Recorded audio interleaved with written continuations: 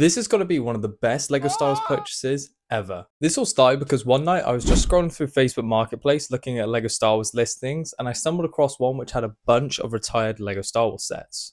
The sets in particular which caught my eye were the Clone Wars era. They had all the figures and looked to be complete from the photos. Me and the seller then started messaging and extensive conversations were had.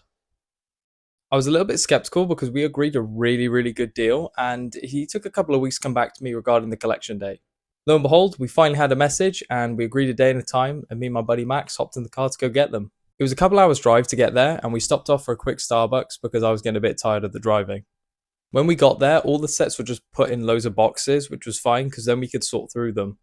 I haven't actually got any individual breakdowns for what I paid for each set because I kind of agreed a bulk deal, but you'll see at the end for what the sets I got and the figures and what I paid, and I'm sure you'll agree it was a pretty good deal.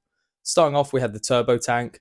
This was complete with all the figures. I'm expecting a few pieces to be missing, and I am going to sort through this properly, but on the face of it, the parts looked in good condition. There wasn't any big cracks or anything on the figures, so I was very happy with this one.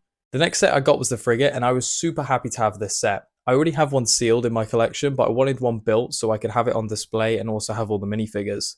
The minifigures look to be in great condition. The wolf has a slight hairline crack, which is a shame because it is the most expensive figure in this whole lot, but I was still happy with it.